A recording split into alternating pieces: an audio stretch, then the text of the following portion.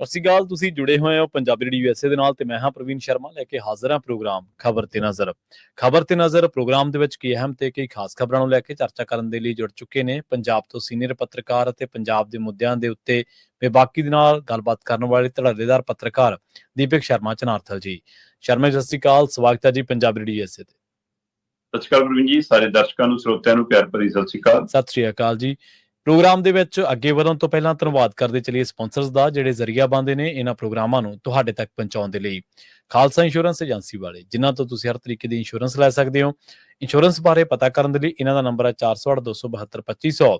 ਇਹ 1992 ਤੋਂ ਲਗਾਤਾਰ ਇੰਸ਼ੋਰੈਂਸ ਬਿਜ਼ਨਸ ਦੇ ਵਿੱਚ ਸ਼ਾਨਦਾਰ ਸੇਵਾਵਾਂ ਦੇ ਰਹੇ ਨੇ ਤੇ ਅਮਰੀਕਾ ਭਰ ਦੇ ਵਿੱਚ ਇੰਸ਼ੋਰੈਂਸ ਕਰਦੇ ਨੇ। ਓਬਾਮਾ ਕੇਅਰ, ਮੈਡੀਕੇਅਰ ਜਾਂ ਫਿਰ ਕਵਰਡ ਕੈਲੀਫੋਰਨੀਆ ਬਾਬਤ ਪਾਲਿਸੀ ਕਰਵਾਉਣ ਦੇ ਲਈ, ਸਲਾਹ ਲੈਣ ਦੇ ਲਈ ਅੱਜ ਹੀ ਕਾਲ ਕਰੋ 408-272-2500 ਤੇ। ਟਰਕੀਅਨ ਇਮੀਗ੍ਰੇਸ਼ਨ ਲਾ ਫਰਮ ਵਾਲੇ, ਜੇ ਟਰਕੀਅਨ ਟੋਰਨੀ ਟਰਕੀਅਨ ਦੇ ਨਾਲ ਤੁਸੀਂ US ਇਮੀਗ੍ਰੇਸ਼ਨ ਬਾਬਤ ਕੋਈ ਵੀ ਸਲਾਹ ਕਰਨੀ ਹੈ, ਕੋਈ ਵੀ ਸਵਾਲ ਪੁੱਛਣਾ, ਤੇ ਇਹਨਾਂ ਦਾ ਨੰਬਰ ਹੈ 4159090503।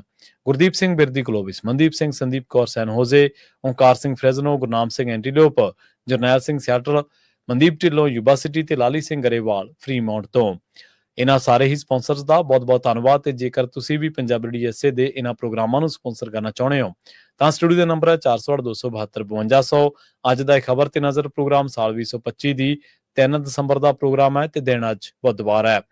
ਖਬਰਾਂ ਦੀ ਸ਼ੁਰੂਆਤ ਕਰੀਏ ਮੋਦੀ ਸਰਕਾਰ ਤੋਂ। ਸ਼ਰਮਾ ਜੀ ਕਹਿੰਦੇ ਸੰਚਾਰ ਸਾਥੀ ਐਪ ਦਾ ਸਾਥ ਛੱਡ ਕੇ ਮੋਦੀ ਸਰਕਾਰ ਭੱਜ ਗਈ ਹੈ ਜੀ।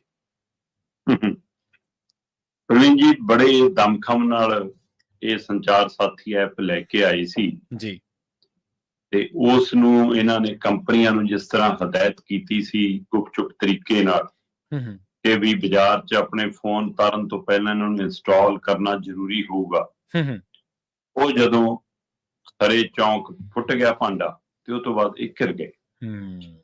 ਜੇਕਰ ਤੁਸੀਂ ਕੋਈ ਵੀ ਫੈਸਲਾ ਦੇਸ਼ ਲਈ, ਦੇਸ਼ ਦੀ ਜਨਤਾ ਲਈ ਸਿੱਧਾ ਲੋਕਾਂ ਨਾਲ ਜੁੜਿਆ ਲੈਣਾ ਹੈ ਤਾਂ ਕੀ ਤੁਸੀਂ ਉਸ ਦੇ ਲਈ ਦੇਸ਼ ਵਾਸੀਆਂ ਨੂੰ ਭਰੋਸੇ 'ਚ ਲਿਆ? ਸਹੀ ਹੈ। ਚਲੋ, ਦੇਸ਼ ਵਾਸੀਆਂ ਨੂੰ ਤਾਂ ਤੁਸੀਂ ਕੀੜੇ ਮਕੌੜੇ ਸਮਝਦੇ ਹੋ, ਆਪਣੇ ਸਿਰਫ ਖਰੀਦੇ ਹੋਏ ਵੋਟਰ ਸਮਝਦੇ ਹੋ, ਜਾਤ ਪਾਤ 'ਚ ਵੰਡੇ ਹੋਏ ਲੋਕ ਸਮਝਦੇ ਹੋ, ਪਰ ਤੁਹਾਡੇ ਕੋਲ ਸੰਸਦ ਹੈ। ਸਹੀ ਹੈ। ਸੰਸਦ ਚੁਣੇ ਨੁਮਾਇੰਦੇ ਨੇ। ਕੀ ਤੁਸੀਂ ਆਪਣੀ ਸਮੁੱਚੀ ਸੰਸਦ ਨੂੰ, ਲੋਕ ਸਭਾ, ਰਾਜ ਸਭਾ ਦੋਵਾਂ ਨੂੰ ਭਰੋਸੇ 'ਚ ਲਿਆ ਇਹ ਐਪ ਲਿਆਉਣ ਤੋਂ ਪਹਿਲਾਂ? ਸਹੀ ਹੈ। ਕੀ ਤੁਸੀਂ ਸੂਬਿਆਂ ਦੀਆਂ ਚੁਣੀਆਂ ਹੋਈਆਂ ਵਿਧਾਨ ਸਭਾ ਨੂੰ ਭਰੋਸੇ 'ਚ ਲਿਆ? ਪ੍ਰਵੀਨ ਜੀ, ਮੈਂ ਦਾਅਵੇ ਨਾਲ ਕਹਿ ਸਕਦਾ ਜੀ ਕਿ ਭਾਰਤੀ ਜਨਤਾ ਪਾਰਟੀ ਦੇ ਸੰਸਦ ਮੈਂਬਰਾਂ ਨੂੰ ਵੀ ਇਹਦੀ ਜਾਣਕਾਰੀ ਨਹੀਂ ਸੀ। ਸੰਸਦ ਮੈਂਬਰ ਤਾਂ ਦੂਰ ਦੀ ਗੱਲ ਹੈ, ਜੇ ਮੋਦੀ ਕੈਬਨਿਟ ਨੂੰ ਵੀ ਸਾਰਿਆਂ ਨੂੰ ਪਤਾ ਹੋਵੇ ਤਾਂ ਵੀ ਬਹੁਤ ਹੈ, ਉਹਨਾਂ ਨੂੰ ਵੀ ਨਹੀਂ ਸਾਰਿਆਂ ਨੂੰ ਪਤਾ ਸੀ ਕਿਆ ਕੁਛ ਹੋਣ ਜਾ ਰਿਹਾ। ਚੰਦ ਬੰਦੇ ਫੈਸਲਾ ਕਰਦੇ ਨੇ, ਮੰਤਰੀ ਨੂੰ ਹੁਕਮ ਆਉਂਦਾ ਹੈ, ਵਿਭਾਗ ਚਿੱਠੀ ਕੱਢ ਦਿੰਦਾ ਹੈ, ਕੰਪਨੀਆਂ ਨੂੰ ਹੁਕਮ ਚਲਾ ਜਾਂਦਾ ਕਿ ਜੀ ਇਹਨੂੰ ਲਾਗੂ ਕਰ ਦਿਓ। ਤੁਸੀਂ ਲੋਕ ਮੁੱਦਿਆਂ ਤੇ, ਲੋਕ ਮਸਲਿਆਂ ਤੇ, ਲੋਕਾਂ ਨਾਲ ਜੁੜੇ ਪਹਿਲੂ ਤੇ ਚਰਚਾ ਵੀ ਨਹੀਂ ਕਰਦੇ। ਬਿਲਕੁਲ ਸਹੀ। ਤੇ ਫਿਰ ਇਸੇ ਨੂੰ ਤਾਨਾਸ਼ਾਹੀ ਕਹਿੰਦੇ। ਹੋਰ ਤਾਨਾਸ਼ਾਹੀ ਨੂੰ ਕਿਹੜਾ ਫੁੱਲ ਲੱਗੇ ਹੁੰਦੇ ਆ? ਤੇ ਇਹ ਤਾਨਾਸ਼ਾਹੀ ਤਰੀਕੇ ਨਾਲ ਲਿਆ ਗਿਆ ਫੈਸਲਾ, ਜਿਸ ਨੂੰ ਪਹਿਲਾਂ ਕੰਪਨੀਆਂ ਨੇ ਨਕਾਰਿਆ। ਐਪਲ ਨੇ ਸਪਸ਼ਟ ਰੂਪ 'ਚ ਨਾ ਕਰ ਦਿੱਤਾ, ਸੈਮਸੰਗ ਪਿੱਛੇ ਹਟ ਰਹੀ ਆ, ਬਾਕੀ ਕੰਪਨੀਆਂ ਨੇ ਇਨਕਾਰ ਕਰਨਾ ਸ਼ੁਰੂ ਕਰ ਦਿੱਤਾ। ਤੇ ਇੱਧਰ ਜਦੋਂ ਗੱਲ ਬਾਹਰ ਆ ਗਈ ਤੇ ਵਿਰੋਧੀ ਧਿਰ ਤੋਂ ਲੈ ਕੇ ਭਾਰਤ ਦੇ ਹੋਰ ਸੰਸਥਾਵਾਂ ਨੇ ਇਸ ਸਵਾਲ ਖੜੇ ਕਰਤੇ ਕਿ ਨਿੱਜਤਾ ਤੇ ਹਮਲਾ। ਫਿਰ ਤੁਰੰਤ ਇਸ ਗੱਲ ਤੇ ਆ ਗਏ ਕਿ ਨਹੀਂ ਜੀ, ਇਹ ਤੁਹਾਨੂੰ ਭੁਲੇਖਾ ਹੈ, ਇਹ ਤਾਂ ਕੰਪਨੀਆਂ ਨੂੰ ਹਦਾਇਤ ਕੀਤੀ ਗਈ ਸੀ ਕਿ ਤੁਸੀਂ ਇੰਸਟਾਲ ਕਰਨਾ, ਪਰ ਤੁਹਾਡੇ ਤਾਂ ਇੱਛਾ ਤੇ ਉੱਪਰ ਤੁਸੀਂ ਜੇ ਚਾਹੋ ਤਾਂ ਡਿਲੀਟ ਹੋ ਸਕਦਾ ਹੈ। ਜਦੋਂ ਕਿ ਰਾਹੁਲ ਗਾਂਧੀ, ਪ੍ਰਿਯੰਕਾ ਗਾਂਧੀ ਜਾਂ ਹੋਰ ਜਿਹੜੇ ਬੰਦੇ ਨੇ ਉਹ ਇਹ ਰੌਲਾ ਪਾ ਰਹੇ ਸੀ ਕਿ ਜਦੋਂ ਕੰਪਨੀਆਂ ਵੱਲੋਂ ਇੰਸਟਾਲ ਹੋ ਕੇ ਆਊਗਾ ਤਾਂ ਡਿਲੀਟ ਨਹੀਂ ਹੋ ਸਕਦਾ। ਬਹੁਤ ਐਪ ਅਜਿਹੇ ਹੁੰਦੇ ਨੇ ਜਿਹੜੇ ਡਿਲੀਟ ਨਹੀਂ ਹੁੰਦੇ, ਮਤਲਬ ਕਿ ਉਹ ਕੰਪਨੀਆਂ ਵੱਲੋਂ ਇੰਸਟਾਲ ਹੁੰਦੇ ਨੇ ਪਰ ਉਹਨਾਂ ਦੀ ਵਰਤੋਂ ਹੋਰ ਤਰ੍ਹਾਂ ਦੀ ਹੁੰਦੀ ਹੈ। ਕਹਿੰਦੇ ਇਹ ਉਸੇ ਤਰੀਕੇ ਨਾਲ ਉਹਦੇ 'ਚ ਇੰਸਟਾਲ ਕੀਤਾ ਜਾਊਗਾ ਜਿਹਨੂੰ ਕੋਈ ਵੀ ਬੰਦਾ ਕਦੇ ਵੀ ਡਿਲੀਟ ਨਹੀਂ ਕਰ ਸਕੂ। ਸਹੀ ਹੈ। ਪਰ ਇਹ ਕਹਿੰਦੇ ਨਹੀਂ ਜੀ, ਅਜਿਹਾ ਨਹੀਂ, ਅਸੀਂ ਡਿਲੀਟ ਦੀ ਆਪਸ਼ਨ ਰੱਖਾਂਗੇ। ਪਰ ਮੁੱਦਾ ਐਡਾ ਵੱਡਾ ਬਣਿਆ, ਕੱਲ ਦਿਨ ਭਰ ਇਹਦੇ ਤੇ ਹੰਗਾਮਾ ਹੋਇਆ, ਸੰਸਦ ਦੇ ਵਿੱਚ, ਸੰਸਦ ਦੇ ਬਾਹਰ, ਵੱਖ-ਵੱਖ ਟੀਵੀ ਚੈਨਲਾਂ ਦੇ ਉੱਤੇ, ਸੋਸ਼ਲ ਮੀਡੀਆ ਤੇ, ਆਮ ਲੋਕਾਂ ਦੇ ਵਿੱਚ, ਕਿ ਆਖਰ ਜੋਤੀ ਰਾਜ ਸਿੰਧੀਆ ਜਿਹੜਾ ਸੰਚਾਰ ਮੰਤਰੀ ਆ, ਉਸ ਨੂੰ ਸਾਹਮਣੇ ਆ ਕੇ ਕਹਿਣਾ ਪਿਆ ਕਿ ਅਸੀਂ ਜੀ ਇਸ ਦੇ ਉੱਤੇ ਲੋਕਾਂ ਦੀ ਇੱਛਾ ਤੇ ਛੱਡਤਾ, ਕੰਪਨੀਆਂ ਤੋਂ ਵੀ ਹਦਾਇਤ ਵਾਪਸ ਲੈਂਦੇ ਆ ਕਿ ਕੰਪਨੀਆਂ ਇੰਸਟਾਲ ਕਰਨ ਚਾਹੇ ਨਾ ਕਰਨ, ਉਹਨਾਂ ਦੀ ਮਰਜ਼ੀ। ਲੋਕ ਰੱਖਣਾ ਚਾਹੁਣ ਨਾ ਰੱਖਣਾ ਚਾਹੁਣ, ਉਹਨਾਂ ਦੀ ਮਰਜ਼ੀ। ਪਰ ਇਹ ਵਾਪਸ ਕਹਿੰਦੇ ਅਸੀਂ ਇਸ ਲਈ ਨਹੀਂ ਲੈ ਰਹੇ ਫੈਸਲਾ ਕਿ ਵਿਰੋਧੀ ਰੌਲਾ ਪਾਉਂਦੇ ਆ ਜਾਂ ਨਿੱਜਤਾ ਦਾ ਮਸਲਾ। ਕਹਿੰਦੇ ਇਹ ਲੋਕਪ੍ਰਿਯ ਇੰਨਾ ਹੋ ਚੁੱਕਿਆ, ਲੋਕਾਂ ਦਾ ਪਸੰਦਾ ਹੀ ਇੰਨਾ ਬਣ ਚੁੱਕਿਆ ਕਿ ਇਸ ਲਈ ਹੁਣ ਸਾਨੂੰ ਕੰਪਨੀਆਂ ਨੂੰ ਹਦਾਇਤ ਕਰਨ ਦੀ ਲੋੜ ਹੀ ਨਹੀਂ। ਤਾਂ ਹੀ ਆਪਾਂ ਕੱਲ ਵੀ ਗੱਲ ਕਰ ਸੀਗੇ, ਦਾਅਵਾ ਕਰ ਰਹੇ ਨੇ ਕਿ ਜੀ ਹੁਣ ਤੱਕ 55 ਲੱਖ ਫੋਨ ਤਾਂ ਬਰਾਮਦ ਕਰ ਲਏ ਇਹਨੇ, ਪਤਾ ਨਹੀਂ ਕਿ ਜੀ ਇੰਨੇ ਫੋਨ ਤਾਂ ਹੁਣ ਤੱਕ ਲੱਭ ਗਏ ਜੀ ਜਿਹੜੇ ਗਵਾਚੇ ਸੀ। ਮਤਲਬ ਇਹ ਪਹਿਲਾਂ ਹੀ ਦਾਅਵੇ ਕਰਨ ਲੱਗ ਪਏ। ਸਹੀ ਸੀ, ਬਿਲਕੁਲ। ਤੋ ਇਸ ਲਈ ਕਹਿੰਦੇ ਜੀ ਇਸ ਸਵਾਲ ਨੇ ਵਾਪਸ ਲਿਆ। ਜੋ ਮਰਜ਼ੀ ਹੋਵੇ, ਸੰਸਾਰ ਸਾਥੀ ਐਪ ਦਾ ਸਾਥ ਖੁਦੇ ਮੋਦੀ ਸਰਕਾਰ ਛੱਡ ਕੇ ਭੱਜ ਗਈ। ਕਦੇ ਇਹ ਬਾਹਰੋਂ ਵਿਦੇਸ਼ੀ ਪੈਗਾਸਸ ਲਿਆ ਰਹੇ ਸੀ, ਉਹਦਾ ਰੌਲਾ ਪੈ ਗਿਆ ਤੇ ਆਪਣਾ ਬਣਾ ਲਿਆ। ਆਪਣਾ ਬਣਾ ਕੇ ਮਤਲਬ ਚਲੋ ਇਹ ਤਾਂ ਤੁਸੀਂ ਬਾਹਰੋਂ ਕਰ ਰਹੇ ਸੀ। ਜਿਹੜੇ ਬਿੱਲ ਵੀ ਸੰਸਦ ਚ ਆਉਂਦੇ ਆ, ਹਾਂਜੀ ਹਾਂਜੀ ਬਿਲਕੁਲ ਸਹੀ ਆ, ਉਹ ਵੀ ਰੌਲੇ ਰੱਪੇ ਚ ਜਦੋਂ ਵਿਰੋਧੀ ਬਾਹਰ ਹੁੰਦੇ ਆ, ਕੁਛ ਹੁੰਦੇ ਆ, ਗਿਣਤੀ ਤੁਹਾਡੇ ਕੋਲ ਪੂਰੀ, ਤੁਸੀਂ ਪਾਸ ਕਰਕੇ ਉਹ ਜਾਓ। ਬਾਅਦ ਚ ਜਦੋਂ ਇੰਪਲੀਮੈਂਟ ਹੋਣ ਦਾ ਰੌਲਾ ਮੁੱਦਾ ਆਉਂਦਾ, ਫਿਰ ਉਸ ਸਮੇਂ ਉਹਨਾਂ ਦੇ ਰਾਜ ਖੁੱਲ ਜਾਂਦੇ ਨੇ, ਫਿਰ ਮੁੱਦਾ ਬਣ ਜਾਂਦਾ। ਤੁਸੀਂ ਉਹਨਾਂ ਬਿੱਲਾਂ ਦੇ ਉੱਤੇ ਵੀ ਚਰਚਾ ਕਿਉਂ ਨਹੀਂ ਕਰਦੇ? ਹੋਰ ਸੰਸਦ ਕਾਹਦੇ ਲਈ ਆ? ਸਹੀ ਹੈ। ਜੇ ਤੁਹਾਡੀ ਮਨਸ਼ਾ ਸਾਫ਼ ਹੈ, ਤੁਸੀਂ ਲੋਕ ਹਿੱਤ ਲਈ ਫੈਸਲੇ ਲੈਣਾ ਚਾਹੁੰਦੇ ਹੋ, ਮੁਲਕ ਲਈ ਕੁਝ ਕਰਨਾ ਚਾਹੁੰਦੇ ਹੋ, ਤਾਂ ਤੁਸੀਂ ਸਾਰਥਕ ਚਰਚਾ ਕਰੋ। ਉਹਦੇ ਵਿੱਚ ਚੰਗੀਆਂ ਚੀਜ਼ਾਂ ਹੋਰ ਸ਼ਾਮਲ ਹੁੰਦੀਆਂ, ਸ਼ਾਮਲ ਕਰੋ, ਮਾੜੀਆਂ ਚੀਜ਼ਾਂ ਹਟਾਉਣੀਆਂ ਹਟਾਓ, ਬਹਿਸ ਕਰਕੇ ਉਹਦੇ ਤੇ ਮੰਥਨ ਕਰਕੇ ਲਿਆਓ, ਨਹੀਂ। ਸੋ ਜਿਹੜਾ ਇਹ ਸਾਡਾ ਗੋਸ਼ਟੀਆਂ ਦਾ, ਮੰਥਨ ਦਾ, ਵਿਚਾਰ ਚਰਚਾਵਾਂ ਦਾ ਦੌਰ ਖਤਮ ਹੋਇਆ, ਉਸ ਨੇ ਤਾਨਾਸ਼ਾਹੀ ਨੂੰ ਬੜਾਵਾ ਦਿੱਤਾ ਤੇ ਇਹ ਐਪ ਇੰਸਟਾਲ ਕਰਨ ਦਾ, ਐਪ ਲਾਗੂ ਕਰਨ ਦਾ, ਨਿੱਜਤਾ ਤੇ ਹਮਲਾ ਕਰਨ ਦਾ ਮਾਮਲਾ, ਇਹ ਕਿਤੇ ਨਾ ਕਿਤੇ ਤਾਨਾਸ਼ਾਹੀ ਰਵੱਈਆ ਸੀ। ਹਾਂਜੀ ਬਿਲਕੁਲ। ਦੇਖੋ, ਜਿਵੇਂ ਤੁਸੀਂ ਪੈਗਾਸਸ ਦੀ ਚਰਚਾ ਕੀਤੀ, ਉਦੋਂ ਵੀ ਤਾਂ ਰੌਲਾ ਤਾਂ ਬਹੁਤ ਪਿਆ ਸੀ ਵੀ ਵਿਰੋਧੀਆਂ ਦੀ, ਪੱਤਰਕਾਰਾਂ ਦੀ, ਹੋਰ ਆਗੂਆਂ ਦੀ, ਲੋਕਾਂ ਦੀ ਜਸੂਸੀ ਕਰ ਰਹੀ ਹੈ ਸਰਕਾਰ, ਇਹਨਾਂ ਦਾ ਪਤਾ ਲੱਗੇ ਹਰ ਮੂਵ ਕੀ ਚੱਲ ਰਿਹਾ। ਸੋ ਹੁਣ ਇਹ ਕੋਈ ਲੋਕ ਕਹਿ ਦਿੰਦੇ ਨੇ ਵੀ ਤੁਸੀਂ ਬੋਲਦੇ ਕਿਉਂ ਆ? ਅਸਲ ਦੇ ਵਿੱਚ ਬੋਲ ਕੇ ਹੀ ਤਾਂ ਸਿਸਟਮ ਦਾ ਸਾਹਮਣਾ ਕੀਤਾ ਜਾ ਸਕਦਾ ਨਾ। ਜੇਕਰ ਤੁਸੀਂ ਰਜਿਸਟਰੀ ਨਹੀਂ ਕਰੋਗੇ, ਮੂਹਰੋਂ ਗੱਲ ਹੀ ਨਹੀਂ ਕਰੋਗੇ, ਵਿਰੋਧ ਹੀ ਨਹੀਂ ਕਰੋਗੇ, ਤਾਂ ਫਿਰ ਸਿਸਟਮ ਦਾ ਤੁਹਾਨੂੰ ਆਥਣ ਨੂੰ ਗੁਲਾਮ ਬਣਾ ਲੂਗਾ ਜੀ। ਬਿਲਕੁਲ ਜੀ।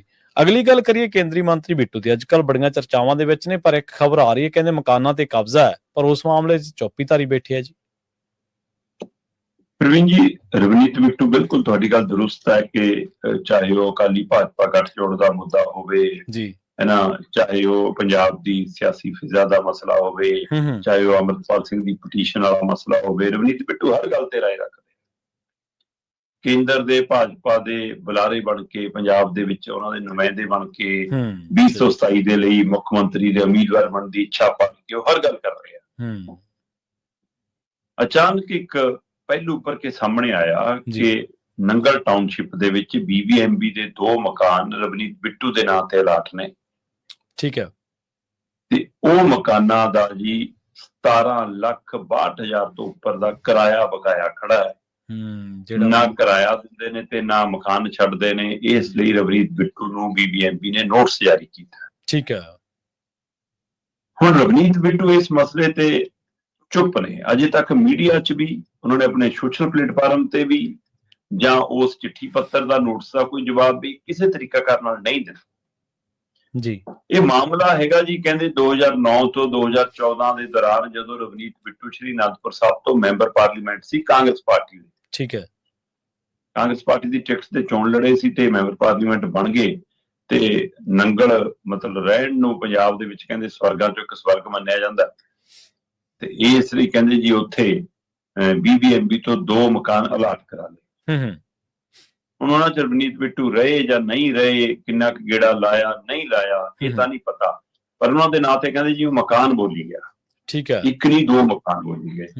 ਤੇ ਜੀ BBMB ਦਾ ਦਾਅਵਾ ਹੈ ਕਿ ਅਸੀਂ ਇਹਨਾਂ ਨੂੰ ਬਹੁਤ ਚਿੱਠੀਆਂ ਭੇਜੀਆਂ, ਬਹੁਤ ਯਾਦ ਪੱਤਰ ਪਾਏ ਕਿ ਜਨਾਬ ਇਹਨਾਂ ਦਾ ਕੁਝ ਕਰੋ, ਜੇ ਤੁਸੀਂ ਨਹੀਂ ਹੈ ਤਾਂ ਇਹਨਾਂ ਨੂੰ ਛੱਡ ਦਿਓ। ਕਿਉਂਕਿ ਰਵਨੀਤ ਬਿੱਟੂ ਉੱਥੋਂ ਬਾਅਦ ਤਾਂ ਲੁਧਿਆਣੇ ਜਾ ਕੇ ਵੀ ਕਾਂਗਰਸ ਦੀ ਟਿਕਟ ਤੇ MP ਬਣ ਗਏ। ਸਹੀ ਗੱਲ ਹੈ, ਬਿਲਕੁਲ। ਉਸ ਤੋਂ ਬਾਅਦ ਉਹ BJP ਦੀ ਟਿਕਟ ਦੇ ਵੀ ਚੋਣ ਲੜ ਲਏ, ਹਾਰ ਲਏ। ਰਾਜਸਥਾਨ ਚੋਂ ਰਾਸਵਾ ਲੈ ਕੇ ਮੰਤਰੀ ਵੀ ਬਣ ਗਏ ਤੇ ਹੁਣ ਮੁੱਖ ਮੰਤਰੀ ਦੇ ਦਾਅਵੇਦਾਰ ਵੀ ਬਣਨ ਫਿਰਦੇ ਨੇ।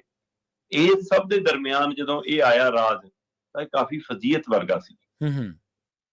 ਤੇ ਹੁਣ ਇਹਦੇ ਵਿੱਚ ਇੱਥੇ ਖੜੇ ਆ, ਸਾਰਾ ਕੁਝ ਖੜਾ ਹੈ। ਪਰ ਇਹਦਾ ਦੂਸਰਾ ਪਹਿਲੂ ਇਹ ਹੈ ਕਿ ਰਵਨੀਤ ਬਿੱਟੂ ਹੁਣ ਪਾਰਟੀ ਬਦਲ ਚੁੱਕੇ ਨੇ ਤੇ ਉਹ ਹੁਣ ਭਾਜਪਾ 'ਚ ਨੇ। ਮਕਾਨ ਉਹਨਾਂ ਨੇ ਕਾਂਗਰਸ 'ਚ MP ਹੁੰਦਿਆਂ ਲਿਆ ਤੇ ਪਤਾ ਲੱਗ ਰਿਹਾ ਕਿ ਉਹ ਜਿਹੜੇ 2 ਮਕਾਨ ਨੇ ਉਹਨਾਂ 'ਚੋਂ ਇੱਕ ਦਾ ਤਾਂ ਨਹੀਂ ਪਤਾ, ਇੱਕ ਮਕਾਨ ਤਾਂ ਕਹਿੰਦੇ ਵਰਤੇ ਉੱਥੇ ਕਾਂਗਰਸ ਰਹੀ ਹੈ। ਠੀਕ ਹੈ। ਨੰਗਲ ਦੀ ਕਾਂਗਰਸ ਯੂਨਿਟ ਉਹਦੀ ਵਰਤੋਂ ਕਰਦੀ ਹੈ, ਕਹਿੰਦੇ ਉਹ ਆਪਣੀਆਂ ਮੀਟਿੰਗਾਂ ਲਈ, ਉੱਥੇ ਬੈਠ ਉੱਠ ਲਈ, ਕੰਮ ਕਰ ਲਈ ਵਰਤਦੀ ਹੈ। ਤੇ ਉਹਨਾਂ ਨੇ ਇਹ ਵੀ ਦਮ ਭਰਿਆ ਕਿ ਅਸੀਂ ਤਾਂ ਇਹਦੇ ਪਾਣੀ ਪੂਣੀ ਦੇ ਬਿੱਲ ਵੀ ਭਰਦੇ ਹਾਂ, ਸਾਰਾ ਕੁਝ ਠੀਕ ਹੈ ਜੀ, ਇਹੋ ਜਿਹਾ ਕੋਈ ਮਸਲਾ ਨਹੀਂਗਾ। ਪਰ ਰਵਨੀਤ ਬਿੱਟੂ ਜਾਂ ਤਾਂ ਕਹੇ ਕਿ ਜੀ ਇਹ ਮੇਰੇ ਨਾਂ ਤੇ ਕਿਉਂ, ਫਿਰ ਰੱਦ ਕਰੋ ਜੀ, ਤਾਂ ਕਾਂਗਰਸੀਆਂ ਦੇ ਨਾਂ ਤੇ ਕਰੋ। ਸਹੀ ਗੱਲ ਹੈ, ਬਿਲਕੁਲ। ਜਾਂ ਉਹ ਕਹੇ ਜੀ ਮੇਰੇ ਤੋਂ ਪਿਛਲਾ ਬਕਾਇਆ ਚੱਕੋ ਤੇ ਮੇਰਾ ਕੰਮ ਨਿਬੇੜੋ, ਮੈਨੂੰ ਕਿਉਂ ਬਦਨਾਮ ਕਰਦੇ ਹੋ। ਜਾਂ ਫਿਰ ਉਹ ਆਪਣੇ ਆਕਾ ਨੂੰ ਕਹੇ ਕਿ ਬੀਬੀਐਮਬੀ ਨੂੰ ਸਮਝਾ ਲੈਣ, ਬੀਬੀਐਮਬੀ ਵੀ ਬੀਜੇਪੀ ਦੀ ਹੈ ਤੇ ਰਵਨੀਤ ਬਿੱਟੂ ਵੀ ਭਾਜਪਾ ਦਾ ਹੀ ਹੈ। ਇਹ ਵੀ ਕਮਾਲ ਦਾ ਕਿ ਦੋ ਇੱਕੋ ਧਿਰ ਦੇ ਨੇ, ਫਿਰ ਇਹ ਨੋਟਿਸ ਕਿੱਥੋਂ ਆ ਗਿਆ। ਸਹੀ ਹੈ, ਬਿਲਕੁਲ। ਕਿ ਬੀਬੀਐਮਬੀ ਵਾਲੇ ਭੁੱਲ ਗਏ ਕਿ ਬਿੱਟੂ ਨੂੰ ਕਾਂਗਰਸ ਨਹੀਂ ਗਿਣੇ ਜਾਂਦੇ, ਕਿਤੇ ਚਿੱਠੀ ਕੱਢ ਬੈਠੇ। ਇਹ ਵੀ ਇੱਕ ਸਵਾਲ ਹੈਗਾ। ਦੂਸਰੇ ਪਾਸੇ ਰਵਨੀਤ ਬਿੱਟੂ ਇਹ ਤੋਂ ਬਾਅਦ ਕਿੰਨੀ ਵਾਰ ਐਮਪੀ ਚੋਣਾਂ ਲੜ ਲਏ, ਤੇ ਕੀ ਉੱਥੇ ਕਾਗਜ਼ਾਂ 'ਚ ਗੱਲ ਲਿਖਾਉਂਦੇ ਸੀ ਕਿ ਮੇਰੇ ਨਾਂ ਤੇ ਆ ਮਕਾਨ ਬੋਲਦੇ ਜੀ, ਦਾ ਕਿਰਾਇਆ ਬੋਲਦਾ ਜੀ, ਮੇਰੇ ਕੋਲ ਚਿੱਠੀ ਆਉਂਦੀ ਹੈ ਜੀ, ਫਿਰ ਨੋਟਿਓ ਕਿੱਥੋਂ ਮਿਲਿਆ, ਕਿਵੇਂ ਮਿਲਿਆ। ਇਹ ਸਾਰੇ ਸਵਾਲ ਮੈਨੂੰ ਧਿਆਨ 'ਚ ਹੈ ਕਿ ਜਦੋਂ ਹੁਣ ਲੋਕ ਸਭਾ ਲੜੀ ਸੀ ਬੀਜੇਪੀ ਵੱਲੋਂ, ਤਾਂ ਆਮ ਆਦਮੀ ਪਾਰਟੀ ਨੇ ਕੋਈ ਨੋਟਿਸ ਜਿਹਾ ਕੱਢ ਲਿਆ ਸੀ ਤੇ 1 ਕਰੋੜ ਭਰ ਕੇ ਚੋਣ ਲੜਨੀ ਪਈ ਹੈ। ਤੇ ਫਿਰ ਇਹ ਬਕਾਇਆ ਦਾ ਜ਼ਿਕਰ ਜਦ ਕਿਉਂ ਨਹੀਂ ਆਇਆ? ਕਿ ਲੁਕੋਇਆ ਗਿਆ ਇਹ ਮਾਮਲਾ ਜੀ, ਦਬਾਇਆ ਗਿਆ ਇਹ ਮਾਮਲਾ, ਕੀ ਹੈ ਸਾਰਾ ਮਾਮਲਾ? ਤੇ ਜੇ ਇਹਨਾਂ ਨਾਲ ਸੰਬੰਧ ਨਹੀਂ ਹੈ ਤਾਂ ਵੀ ਸਪਸ਼ਟ ਕਰਨ, ਜੇ ਇਹਨਾਂ ਨਾਲ ਸੰਬੰਧ ਹੈ ਤਾਂ ਵੀ ਸਪਸ਼ਟ ਕਰਨ, ਜੇ ਇਹਨਾਂ ਦੇ ਖਾਤੇ 'ਚ ਬੋਲਦਾ ਤਾਂ ਕਿਰਾਇਆ ਤਾਰਨ। ਪਰ ਰਵਨੀਤ ਬਿੱਟੂ ਵੀ ਚੁੱਪ ਹੈ ਜੀ, ਤੇ ਬੀਬੀਐਮਬੀ ਵੀ ਚਿੱਠੀ ਕੱਢ ਕੇ ਸਾਰ ਰਹੀ ਹੈ। ਇੰਨੀ ਦੇਰ ਪਹਿਲਾਂ ਉਹ ਕਦੇ ਮੀਡੀਆ 'ਚ ਕਿਉਂ ਨਹੀਂ ਆਈ? ਪਹਿਲਾਂ ਇਹ ਮਾਮਲਾ ਕਿਉਂ ਨਹੀਂ ਲਿਆਂਦਾ ਉਹਨਾਂ ਨੇ? ਹੁਣ ਵੀ ਉਹਨਾਂ ਨੇ ਤਾਂ ਚਿੱਠੀ ਪੱਤਰੇ ਪਾਇਆ, ਤਾਂ ਅਦਾਰੇ ਕੁਝ ਮੀਡੀਆ ਵਾਲੇ ਕੱਢ ਲਿਆਏ। ਸੋ ਹੁਣ ਰਵਨੀਤ ਬਿੱਟੂ ਚੁੱਪ ਨੇ, ਮਕਾਨ ਉਹਨਾਂ ਦੇ ਨਾਲ ਬੋਲਦੇ ਨੇ, ਕਬਜ਼ੇ ਉਹਨਾਂ ਦੇ ਕੀਤੇ ਬੋਲਦੇ ਨੇ, ਤੇ ਵਰਤੋਂ ਕਰ ਰਹੀ ਹੈ ਕਾਂਗਰਸ ਪਾਰਟੀ, ਤੇ ਬਿੱਲ ਦਾ ਬਕਾਇਆ ਖੜਾ, ਮਕਾਨ ਦਾ ਕਿਰਾਇਆ ਖੜਾ। ਬਿੱਟੂ ਕਹਿੰਦੀ 17 ਲੱਖ ਵੱਟ ਜਾ। ਜੀ ਸਹੀ ਹੈ।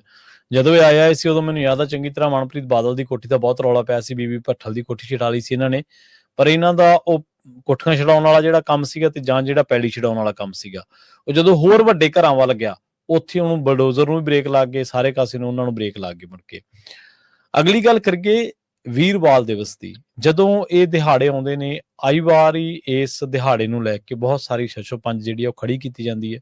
ਆਪਾਂ ਦੇਖਿਆ ਕਿ ਸਿੱਖਾਂ ਦੇ ਵਿੱਚ ਇੱਕ ਬਹੁਤ ਵੱਡਾ ਧੜਾ ਇਹਦੇ ਨਾਲ ਸਹਿਮਤ ਨਹੀਂ ਗਾ। ਉਹਨਾਂ ਨੂੰ ਲੱਗਦਾ ਕਿ ਇਹ ਚੀਜ਼ਾਂ ਗਲਤ ਨੇ, ਇਸ ਤਰ੍ਹਾਂ ਨਹੀਂ ਹੋਣਾ ਚਾਹੀਦਾ।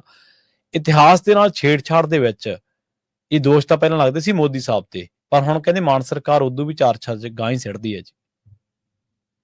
ਬਿਲਕੁਲ ਪ੍ਰਵੀਨ ਜੀ, ਇਹ ਬਹੁਤ ਗੰਭੀਰ ਪਹਿਲੂ ਹੈ।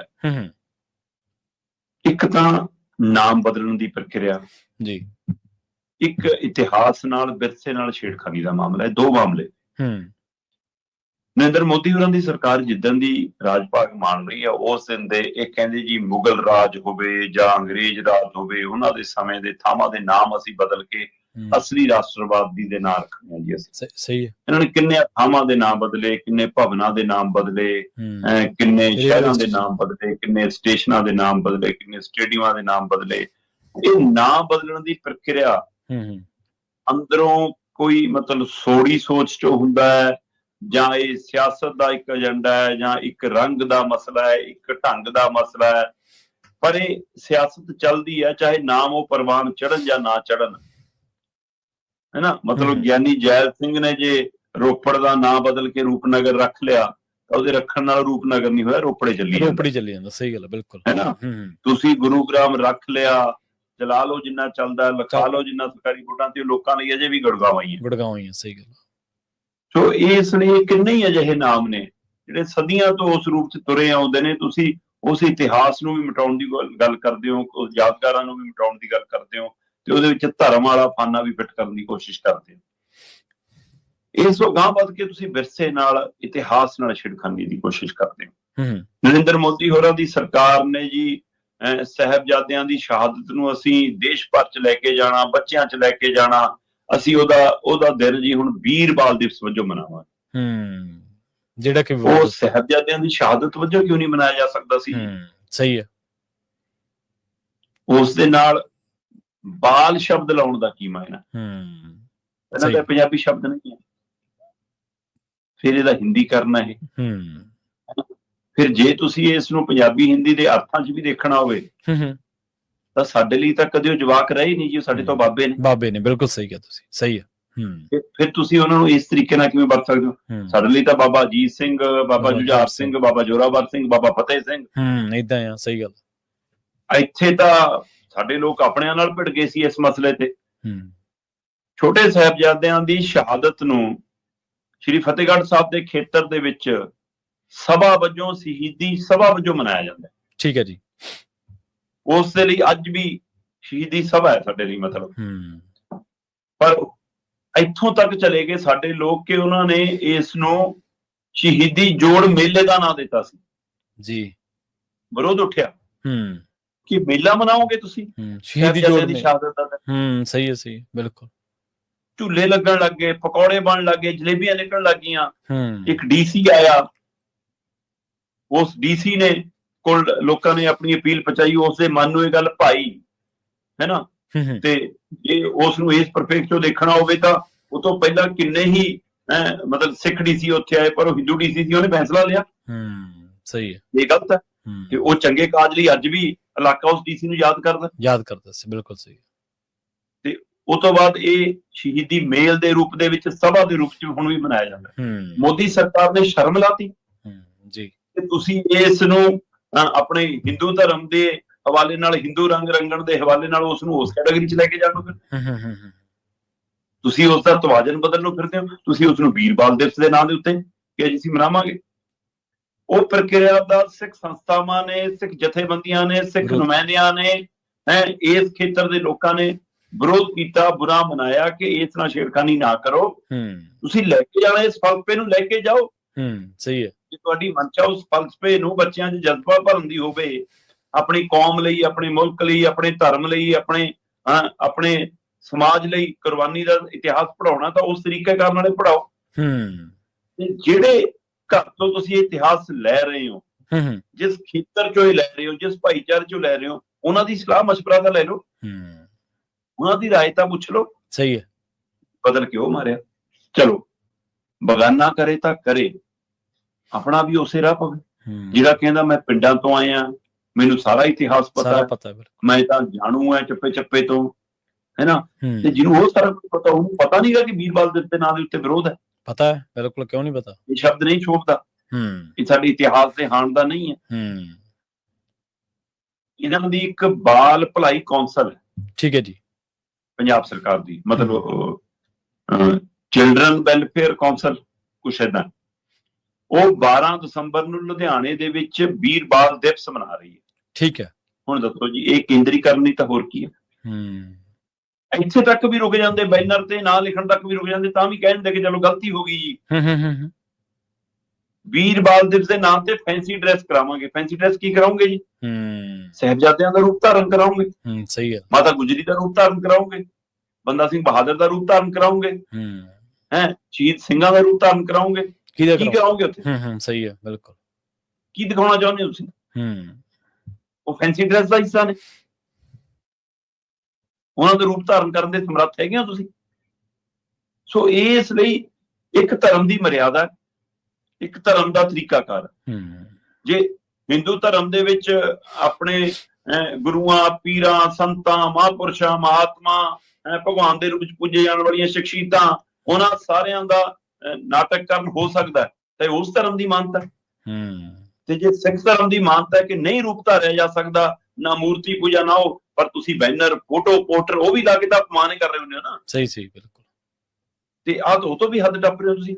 ਔਰ ਸਰਕਾਰ ਅਜਿਹਾ ਕੁਛ ਕਰੇ ਤਾਂ ਮਤਲਬ ਤੁਸੀਂ ਕੇਂਦਰ ਦੀ ਬੋਲੀ ਬੋਲ ਰਹੇ ਹੋ, ਤੁਸੀਂ ਕੇਂਦਰ ਦੇ ਪੈਸਾ ਕਰ ਰਹੇ ਹੋ, ਤੁਸੀਂ ਉਹਨਾਂ ਦੇ ਰਾਹ ਦੇ ਉੱਤੇ ਚੱਲ ਰਹੇ ਹੋ, ਤੁਸੀਂ ਉਹਨਾਂ ਦਾ ਕੰਮ ਕਰ ਰਹੇ ਹੋ। ਇਹਦਾ ਮਤਲਬ ਉਸ ਏਜੰਡੇ ਨੂੰ ਅੱਗੇ ਵਧਾਉਣ ਪਿੱਛੇ ਕੋਈ ਮਨਸ਼ਾ ਹੈ ਕਿ ਕੋਤਾਹੀ ਹੋਈ ਹੈ।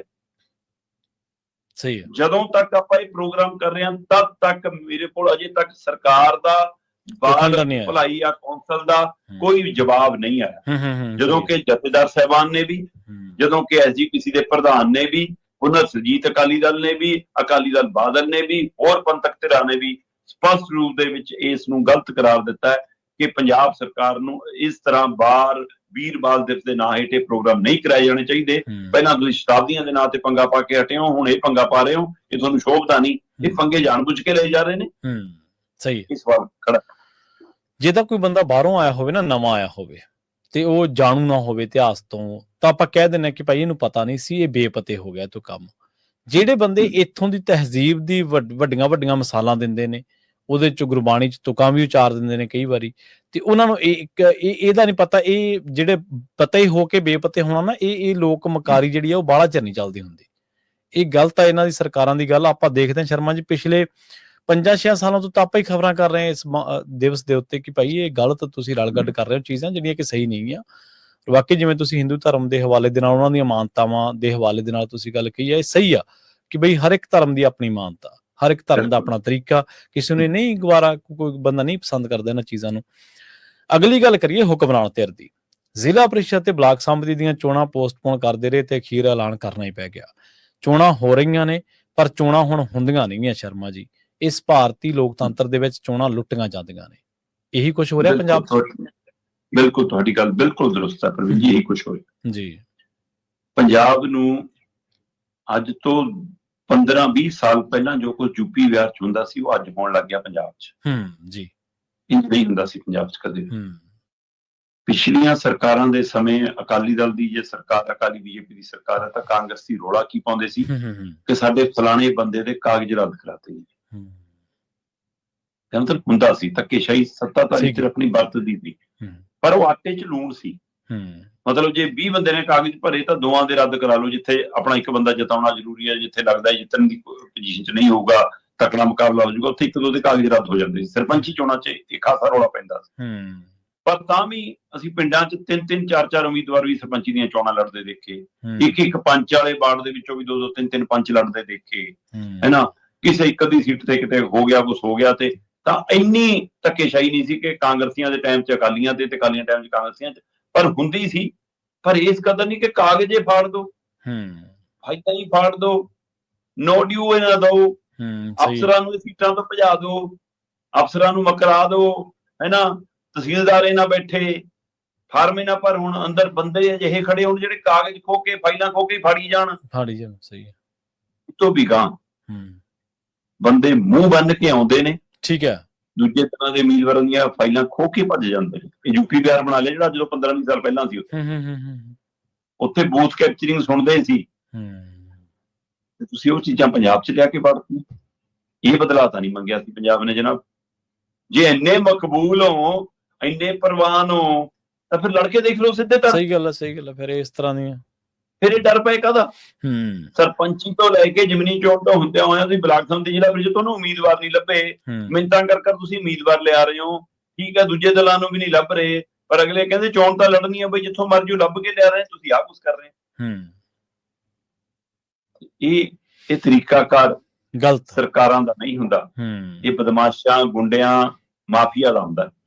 ਸਹੀ ਹੈ। ਇਹ ਬਿਲਕੁਲ ਪੰਜਾਬ ਦੇ ਵਿੱਚ ਮਾਫੀਆ ਰਾਜ ਹੈ, ਗੁੰਡਾ ਰਾਜ ਹੈ ਨਾ, ਬਦਤਮੀਜੀ ਦਾ ਰਾਜ ਹੈ, ਧੱਕੇਸ਼ਾਹੀ ਦਾ ਰਾਜ ਹੈ। ਤੇ ਪਿੱਟ ਰਹੇ ਨੇ ਜਿਹੜੇ ਪਿੱਟ ਰਹੇ ਨੇ, ਉਹ ਵੀ ਇਹ ਨਹੀਂ ਕਹਿੰਦੇ ਕਿ ਸਾਡੀ ਸਰਕਾਰ ਆ ਜਾਵੇ ਅਸੀਂ ਦੁਰਸਤ ਕਰਾਂਗੇ। ਨਾ, ਉਹ ਤਾਂ ਕਹਿੰਦੇ ਆ ਜਾਣਦੇ ਫਿਰ ਤੁਹਾਨੂੰ ਤਾਰੇ ਦਿਖਾਵਾਂਗੇ। ਉਹ ਤਾਂ ਕਹਿੰਦੇ ਅਸੀਂ ਪੁਲਿਸ ਵਾਲਿਆਂ ਨੂੰ ਕਹਿੰਦੇ ਫਿਰ ਤੁਸੀਂ ਸਾਡੇ ਲਈ ਪਾਣੀ ਭਰੋਗੇ। ਮਤਲਬ ਇਹਦਾ ਮਤਲਬ ਉਹ ਵੀ ਉਸੇ ਰਾਹ ਪੈ ਗਏ। ਸਹੀ। ਸਿਸਟਮ ਨੂੰ ਦੁਰਸਤ ਕਰਨ ਵਾਲਾ ਕੋਈ ਨਹੀਂ ਹੈਗਾ। ਬਿਲਕੁਲ ਸਹੀ ਹੈ, ਇਹੀ ਗੱਲ। ਅਸੀਂ ਆਏ ਤਾਂ ਅਸੀਂ ਠੀਕ ਕਰਾਂਗੇ ਇਹ ਨਹੀਂ ਕਹਿੰਦੇ, ਅਸੀਂ ਵੀ ਐਂ ਹੀ ਕਰਾਂਗੇ, ਇਹਨਾਂ ਨੂੰ ਵੱਧ ਕਰਾਂਗੇ। ਤੇ ਕਿੱਧਰ ਨੂੰ ਲੈ ਕੇ ਜਾ ਰਹੇ ਹਾਂ ਅਸੀਂ ਆਪਣੀ ਆਉਣ ਵਾਲੀਆਂ ਪੀੜ੍ਹੀਆਂ ਨੂੰ? ਪੰਜਾਬ ਨੂੰ ਅਸੀਂ ਦਿਸ਼ਾ ਕਿਹੜੀ ਦੇ ਰਹੇ ਹਾਂ? ਬਹੁਤ ਫਿਕਰਮੰਦੀ ਹੈ। ਚੋਣਾਂ ਅੱਜ ਆਖਰੀ ਦਿਨ ਹੈ। ਕੱਲ ਰਾਤ ਪੰਜਾਬ ਭਰ ਦੇ ਵਿੱਚ ਅਕਾਲੀ ਲੀਡਰ, ਕਾਂਗਰਸੀ ਲੀਡਰ, ਬੀਜੇਪੀ ਦੇ ਲੀਡਰ ਧਰਨਿਆਂ ਤੇ, ਪ੍ਰਦਰਸ਼ਨਾਂ ਤੇ, ਦਫ਼ਤਰਾਂ ਬਾਹਰ, ਸੜਕਾਂ ਤੇ ਨਾਅਰੇਬਾਜ਼ੀ ਹੁੰਦੀ ਰਹੀ। ਅੱਜ ਹੋਰ ਟਕਰਾਅ ਵਧਣ ਦਾ ਖਤਰਾ ਖੜਾ ਹੈ। ਜੇ ਅੱਜ ਆਖਰੀ ਨਾਮਜ਼ਦ ਜਦੋਂ ਅਕਾਲੀ ਦਲ ਦੀ ਸਰਕਾਰ ਸੀ ਉਦੋਂ ਇਹ ਚੀਜ਼ਾਂ ਜ਼ਿਆਦਾ ਪ੍ਰਚਲਿਤ ਹੋਈਆਂ ਸੀ, ਕਿਉਂਕਿ ਸੋਸ਼ਲ ਮੀਡੀਆ ਦਾ ਦੌਰ ਆ ਗਿਆ ਸੀਗਾ। ਤੇ ਆਪਾਂ ਕੱਲ ਵੀ ਇਹ ਗੱਲ ਕਰਦੇ ਸੀਗੇ ਵੀ ਜੇਕਰ ਤੁਸੀਂ ਲੋਕਾਂ ਨੂੰ, ਦੂਜਿਆਂ ਨੂੰ ਮੌਕਾ ਹੀ ਨਹੀਂ ਦੇਣਾ, ਜੇਕਰ ਕਾਗਜ਼ ਭਰਨ ਗਿਆ ਦੇ ਖੋਹ ਲੈਣੇ ਆ, ਜਾਂ ਰੱਦੀ ਦੀ ਟੋਕਰੀ ਸਿੱਟ ਦੇਣੇ ਆ, ਜਾਂ ਉਹਨੂੰ ਫਾਈਲ ਹੀ ਨਹੀਂ ਦੇਣੀ, ਜਾਂ ਨੋ ਡਿਊ ਨਹੀਂ ਜਾਰੀ ਕਰਨੇ, ਤਾਂ ਫਿਰ ਸਿੱਧੇ ਨੋਮੀਨੇਟ ਕਰ ਲਓ ਬੰਦੇ। ਕਿਉਂ ਢੋਂਗ ਰਚਦੇ ਹੋ ਚੋਣਾਂ ਦਾ? ਫਿਰ ਕਹਿ ਦਿਓ ਕਿ ਭਾਈ ਅਸੀਂ ਚੋਣ ਤੰਤਰ, ਲੋਕਤੰਤਰ ਰੱਖਣ 'ਚ ਅਸੀਂ ਨਾਕਾਮਯਾਬ ਰਹੇ ਹਾਂ, ਇਸ ਕਰਕੇ ਨੋਮੀਨੇਟ ਕਰ ਰਹੇ ਹਾਂ ਅਸੀਂ ਬੰਦੇ ਜੀ। ਜਾਂਦਿਆਂ ਦੀ ਗੱਲ ਕਰੀਏ ਇਮਰਾਨ ਖਾਨ ਦੀ, ਇਸ ਸੰਬੰਧੀ ਕਈ ਤਰ੍ਹਾਂ ਦੀਆਂ ਅਟਕਲਾਂ ਲਾਈਆਂ ਜਾ ਰਹੀਆਂ ਸਨ, ਕਈ ਤਰ੍ਹਾਂ ਦੇ ਅਫਵਾਹਾਂ ਦੇ ਬਾਜ਼ਾਰ ਜਿਹੜੇ ਗਰਮ ਸਨ। ਹੁਣ ਉਹਨਾਂ ਦੀ ਭੈਣ ਨੇ ਜੇਲ੍ਹ ਦੇ ਵਿੱਚ ਮੁਲਾਕਾਤ ਕੀਤੀ ਹੈ ਤੇ ਕਈ ਚੀਜ਼ਾਂ ਦੇ ਉੱਤੇ ਜਿਹੜਾ ਪਰਦਾ ਉਹ ਚੱਕ ਦਿੱਤਾ ਜੀ। ਬਿਲਕੁਲ ਪ੍ਰਵੀਨ ਜੀ, ਇਮਰਾਨ ਖਾਨ ਨੂੰ ਲੈ ਕੇ ਕਈ ਤਰ੍ਹਾਂ ਦੀਆਂ ਕਿਆਸ ਰਾਈਆਂ ਸੀ, ਔਰ ਉਹ ਕਿਆਸ ਰਾਈਆਂ ਇਸ ਲਈ ਵੱਡੀਆਂ ਹੋ ਰਹੀਆਂ ਸੀ ਕਿ ਲਗਭਗ ਪਿਛਲੇ 1.5 ਸਾਲ ਤੋਂ ਆਮੋ ਸਾਹਮਣੇ ਤੋਂ ਉਹਨੂੰ ਕਿਸੇ ਨੇ ਦੇਖਿਆ ਨਹੀਂ ਸੀ। ਉਸ ਦੀ ਇੱਕ ਵੀਡੀਓ ਕਾਨਫਰੰਸਿੰਗ ਤੋਂ ਬਾਅਦ ਪਿਛਲੀ ਵੀਡੀਓ ਕਾਨਫਰੰਸਿੰਗ ਜਿਹੜੀ ਹੋਈ, ਉਹਦੇ ਵਿੱਚ ਨਾ ਇਮਰਾਨ ਖਾਨ ਦੀ ਫੋਟੋ ਸਾਫ਼ ਆ ਰਹੀ ਸੀ, ਨਾ ਉਹਦੀ ਆਵਾਜ਼ ਪਹਿਚਾਣੀ ਜਾ ਰਹੀ ਸੀ ਜੀ। ਇਸ ਲਈ ਸ਼ੱਕੇ ਸ਼ੁਬੇ ਪੈਦਾ ਹੋਏ ਕਿ ਕੀ ਉਸ ਨੂੰ ਮਾਰ ਤਾਂ ਨਹੀਂ ਦਿੱਤਾ, ਜੇਲ੍ਹ 'ਚ ਮੁਕਾ ਤਾਂ ਨਹੀਂ ਦਿੱਤਾ, ਉਹ ਜਿਉਂਦਾ ਵੀ ਹੈ ਕਿ ਨਹੀਂ, ਉਹਦੀ ਜੇਲ੍ਹ ਬਦਲੀ ਕਰਤੀ, ਉਹ ਮਾਨਸਿਕ ਸਥਿਤੀ ਕੀ ਹੈ, ਉਹਦੀ ਸਰੀਰਕ ਸਥਿਤੀ ਕੀ ਹੈ, ਹੈਗਾ ਵੀ ਹੈ ਕਿ ਨਹੀਂ ਇਸ ਦੁਨੀਆ 'ਚ, ਕਿੰਨੇ ਤਰ੍ਹਾਂ ਦੇ ਖਦਸੇ ਖੜੇ ਹੋਏ। ਇਹਨਾਂ ਖਦਸਿਆਂ ਨੂੰ ਹਵਾ ਉਸ ਮੌਕੇ ਮਿਲੀ ਜਦੋਂ ਪਰਿਵਾਰਕ ਜੀਆਂ ਨੂੰ ਮਿਲਣ ਤੋਂ ਰੋਕਿਆ ਜਾਣ ਲੱਗਾ, ਵਕੀਲਾਂ ਨੂੰ ਮਿਲਣ ਤੋਂ ਰੋਕਣ ਜਾਣ ਲੱਗਿਆ, ਇੱਕ ਸੂਬੇ ਦਾ ਪਾਕਿਸਤਾਨ ਦੇ ਇੱਕ ਸੂਬੇ ਦਾ ਮੁੱਖ ਮੰਤਰੀ ਮਿਲਣ ਆਇਆ ਉਹਨੂੰ ਰੋਕਿਆ ਗਿਆ, ਰਾਵਲਪਿੰਡੀ ਦੀ ਜੇਲ੍ਹ ਦੇ ਬਾਹਰ ਭੀੜ ਇਕੱਠੀ ਹੋਣ ਲੱਗ ਪਈ, ਉਹਦੇ ਸਮਰਥਕ, ਉਹਦੀ ਪਾਰਟੀ ਦੇ ਵਰਕਰ, ਉਹਦੇ ਰਿਸ਼ਤੇਦਾਰ ਆਉਣ ਲੱਗ ਪਏ, ਅਦਾਲਤੀ ਹੁਕਮਾਂ ਦੇ ਬਾਵਜੂਦ ਮੁਲਾਕਾਤਾਂ ਨਹੀਂ ਹੋ ਰਹੀਆਂ ਸੀ, ਤਾਂ ਇਹ ਖਦਸੇ ਹੋਰ ਵੱਡੇ ਹੁੰਦੇ ਗਏ। ਹੁਣ ਇਹਨਾਂ ਖਦਸਿਆਂ ਦੇ ਵਿਚਾਲੇ ਉਹਨਾਂ ਦੀ ਇੱਕ ਭੈਣ ਮਿਲ ਕੇ ਆਉਂਦੀ ਹੈ, ਉਹਨੂੰ ਮੁਲਾਕਾਤ ਦੀ ਇਜਾਜ਼ਤ ਮਿਲਦੀ ਹੈ ਜੀ। ਉਹ ਡਰੀ ਸਹਿਮੀ ਬਾਹਰ ਆ ਕੇ ਕਹਿੰਦੀ ਹੈ ਕਿ ਮੇਰਾ ਭਰਾ ਜਿਉਂਦਾ ਹੈ, ਇਮਰਾਨ ਖਾਨ ਜਿਉਂਦਾ ਹੈ, ਤੇ ਪਰ ਕਹਿੰਦੀ ਉਹਦੇ ਉੱਤੇ ਮਾਨਸਿਕ ਤਸ਼ੱਦਦ ਬਹੁਤ ਢਾਇਆ ਜਾ ਰਿਹਾ ਔਰ ਪਾਕਿਸਤਾਨ ਫੌਜ ਮੁਖੀ ਦੇ ਇਸ਼ਾਰੇ ਤੇ ਹੋ ਰਿਹਾ। ਠੀਕ ਹੈ, ਮਾਨਸਿਕ ਤੌਰ ਤੇ ਬਹੁਤ ਪੀੜਤ ਹੈ। ਬਾਕੀ ਉਹ ਕਹਿੰਦੀ ਮੈਂ ਜ਼ਿਆਦਾ ਵਿਸਤਾਰ ਚ ਨਹੀਂ ਕਹਿ ਸਕਦੀ, ਮੈਂ ਆਪਣੀਆਂ ਬਾਕੀ ਭੈਣਾਂ ਨਾਲ ਤੇ ਆਪਣੇ ਵਕੀਲ ਨਾਲ ਗੱਲ ਕਰਨ ਤੋਂ ਬਾਅਦ ਬੋਲਾਂ ਕਿ ਅਜੇ ਵੀ ਕੁਝ ਲੁਕੋ ਰਹੀ ਆ ਉਹਦੀ ਭੈਣ, ਕੀ ਸੱਚ ਕੁਝ ਹੋਰ ਹੈ ਜਾਂ ਇੰਨਾ ਹੀ ਸੱਚ ਹੈ ਕਿ ਉਹ ਜਿਉਂਦਾ ਹੈ, ਪਰ ਉਹ ਸਥਿਤੀ ਚ ਕੀ ਹੈ, ਕੀ ਕੁਝ ਰਾਜ ਖੁੱਲਣਗੇ ਕੀ ਨਹੀਂ ਖੁੱਲਣਗੇ, ਅਜੇ ਵੀ ਸਪਸ਼ਟਤਾ ਨਹੀਂ ਹੈ। ਆਪਾਂ ਪਹਿਲਾਂ ਵੀ ਗੱਲ ਕਰ ਸੀ ਕਿ ਜੇ ਐਡੇ ਬੜੇ ਖਦਸੇ ਪੈਦਾ ਹੋ ਜਾਣ ਤਾਂ ਸਰਕਾਰਾਂ ਨੂੰ ਖੁਦ ਬਾਹਰ ਲਿਆ ਕੇ ਉੱਤੇ ਇੱਕ ਵਾਰ ਦਿਖਾ ਦੇਣਾ ਚਾਹੀਦਾ, ਤੋੜਨਾ ਚਾਹੀਦਾ, ਦਿਖਾ ਦੇਣਾ ਚਾਹੀਦਾ ਹਰਜ ਕੀ ਹੈ। ਤੇ ਪਰ ਇਹ ਬੇਭਰੋਸਗੀ, ਮਤਲਬ ਚਾਹੇ ਉਸਦੀ ਭੈਣ ਨੇ ਬਾਹਰ ਆ ਕੇ ਇਸ ਤਰ੍ਹਾਂ ਬਹਾਲ ਕਰਨ ਦੀ ਕੋਸ਼ਿਸ਼ ਕੀਤੀ ਹੈ, ਪਰ ਅਜੇ ਵੀ ਲੋਕਾਂ ਦੇ ਮਨਾਂ 'ਚ ਖਦਸੇ ਖੜੇ ਨੇ ਕਿ ਕਿਤੇ ਕੁਝ ਹੋਰ ਤਾਂ ਨਹੀਂ ਹੋ ਰਿਹਾ, ਅੰਦਰ ਕੀ ਹੋ ਰਿਹਾ ਇਹ ਰੱਬ ਜਾਣੇ। ਪਰ ਉਹਦੀ ਭੈਣ ਨੇ ਕਿਹਾ ਜੀ ਕਿ ਇਮਰਾਨ ਖਾਨ ਜੀ ਹੁੰਦਾ। ਹਾਂਜੀ ਬਿਲਕੁਲ, ਜਦੋਂ ਇਸ ਤਰ੍ਹਾਂ ਦੇ ਲੀਡਰਾਂ ਦੀ ਜਿਹੜੇ ਲੋਕ ਪ੍ਰਵਾਨਿਤ ਹੋਣ ਤੇ ਲੋਕਾਂ ਦੇ ਵਿੱਚ ਉਹਨਾਂ ਦੀ ਫੋਲੋਇੰਗ ਕਾਫੀ ਹੋਵੇ ਤਾਂ ਫਿਰ ਉਹਨਾਂ ਦੇ ਨਾਲ ਸੰਬੰਧਿਤ ਜਿਹੜੇ ਤੌਖਲੇ ਨੇ ਵੱਧ ਜਾਂਦੇ ਨੇ ਸ਼ਰਮਾ ਜੀ। ਫਿਰ ਉਹ ਜੇ ਉਹਨਾਂ ਦੀ ਅਪੀਅਰੈਂਸ ਨਹੀਂ ਹੁੰਦੀ, ਪਬਲਿਕ ਅਪੀਅਰੈਂਸ 'ਚ ਘੱਟ ਜਾਂਦੀ ਹੈ, ਤੇ ਫਿਰ ਕਈ ਤਰ੍ਹਾਂ ਦੀਆਂ ਗੱਲਾਂ ਜਿਹੜੀਆਂ ਨੇ ਅਟਕਲਾਂ ਦਾ ਬਾਜ਼ਾਰ ਉਹ ਗਰਮ ਹੋ ਜਾਂਦਾ। ਤੇ ਇਹਨਾਂ ਖਾਸ ਖਬਰਾਂ ਤੇ ਖਾਸ ਜਾਣਕਾਰੀਆਂ ਦੇਣ ਦੇ ਲਈ ਸ਼ਰਮਾ ਜੀ ਤੁਹਾਡਾ ਬਹੁਤ ਬਹੁਤ ਧੰਨਵਾਦ ਜੀ। ਸਤਿ ਸ਼੍ਰੀ ਅਕਾਲ ਜੀ। ਪ੍ਰੋਗਰਾਮ ਖਬਰ ਤੇ ਨਜ਼ਰ ਨੂੰ ਆਪਾਂ ਇੱਥੇ ਹੀ ਸਮਾਪਤ ਕਰਾਂਗੇ। ਪੰਜਾਬੀ DSA ਦੇ ਉੱਤੇ ਪ੍ਰੋਗਰਾਮਾਂ ਦਾ ਸਿਲਸਿਲਾ ਲਗਾਤਾਰ ਜਾਰੀ ਹੈ, ਤੁਸੀਂ ਜੁੜੇ ਰਹੋ ਪੰਜਾਬੀ DSA ਦੇ ਨਾਲ। ਤੁਹਾਡਾ ਸਾਰਿਆਂ ਦਾ ਬਹੁਤ ਬਹੁਤ ਧੰਨਵਾਦ। ਇਸ ਪ੍ਰੋਗਰਾਮ ਦੇ ਵਿੱਚੋਂ ਕਈ ਜਿਹੜੀਆਂ ਖਾਸ ਖਬਰਾਂ ਹੁੰਦੀਆਂ ਨੇ ਆਪਾਂ ਉਹਨਾਂ ਨੂੰ ਸ਼ਾਰਟ ਕਲਿੱਪਸ ਦੇ ਰੂਪ ਦੇ ਵਿੱਚ ਪੰਜਾਬੀ DSA ਦੇ ਫੇਸਬੁੱਕ ਪੇਜ, YouTube ਚੈਨਲ, ਇਹਦੇ ਨਾਲ ਪੰਜਾਬੀ TV USA ਦੇ ਫੇਸਬੁੱਕ ਪੇਜ, YouTube ਚੈਨਲ ਤੇ ਅਪਲੋਡ ਕਰਦੇ ਹਾਂ। ਤੁਸੀਂ ਉੱਥੇ ਜਾ ਕੇ ਵੀ ਇਹਨਾਂ ਖਬਰਾਂ ਨੂੰ ਕਲਿੱਪਸ ਦੇ ਰੂਪ ਦੇ ਵਿੱਚ, ਸ਼ਾਰਟ ਵੀਡੀਓਜ਼ ਦੇ ਰੂਪ ਦੇ ਵਿੱਚ ਦੇਖ ਸਕਦੇ ਹੋ। ਤੁਹਾਡਾ ਸਾਰਿਆਂ ਦਾ ਬਹੁਤ ਧੰਨਵਾਦ। ਸਤਿ ਸ਼੍ਰੀ ਅਕਾਲ।